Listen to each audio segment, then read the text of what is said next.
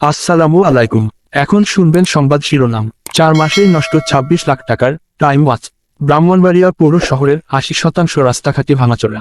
এর অবস্থায় শহরের কুমারশীল মোড়ে সড়ক ও জনপথ বিভাগের সড়কে টাইম ওয়াচ নাম দিয়ে স্তম্ভ আকারে স্থাপন করা হয় 3টি ডিজিটাল ঘড়ি। এর ব্যয় ধরা হয় প্রায় 26 লাখ টাকা। এই স্তম্ভ ও ঘড়ি স্থাপনের পরপরই সামাজিক যোগাযোগ মাধ্যমে শুরু হয় সমালোচনা। সেই আলোচিত ঘড়ি উদ্বোধনের পর থেকেই নষ্ট হয়ে আছে। এক এক ঘড়িতে এক এক সময় দেখাচ্ছে। খোঁজ নিয়ে জানা যায়, ব্রাহ্মণবাড়িয়া পৌরসভার বেশিরভাগ রাস্তাঘাট ভেঙে চৌচির হয়ে গেছে। বলতে গেলে সড়কগুলো চলাচলের অনুপযোগী। এই নিয়ে ক্ষোভের শেষ নেই পৌরবাসীর। এসব সড়ক সংস্কারে গুরুত্ব না দিয়ে শহরের প্রধান সড়কের কুমারশীল মোড়ে স্তম্ভ আকারের ডিজিটাল ঘড়ি স্থাপনের উদ্যোগ নেয় পৌরসভা। 2023 সালের এপ্রিলে 25,59,879 টাকায় এর কাজ পায় মেসার্স শিপু কনস্ট্রাকশন নামে একটি ঠিকাদারি প্রতিষ্ঠান। কাজ শেষে আনুষ্ঠানিকভাবে পৌরসভা বুঝে পায় 4 মাস আগে। তবে ঘড়িস্তম্ভ নির্মাণের নামে লুটপাটের অভিযোগ উঠেছে।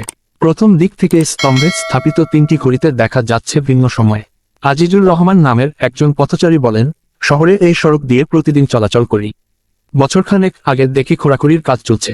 জিজ্ঞেস করে জানলাম এখানে স্তম্ভ হবে, কিন্তু পরে দেখি ডিজিটাল ঘড়ি লাগানো হলো। আকর্ষণীয় তো কিছু হলো না। রাস্তাঘাট না করে এভাবে পৌর নাগরিকদের টাকা অপচয়ের কোনো মানে হয় না।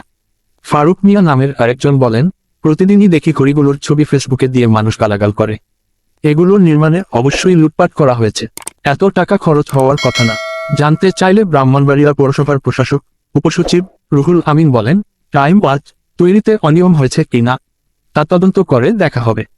ঠিকাদারের জামানত পৌরসভায় যদি থাকে, তাহলে ঘড়ি মেরামত করা হবে। ব্রাহ্মণবাড়িয়া 24.net।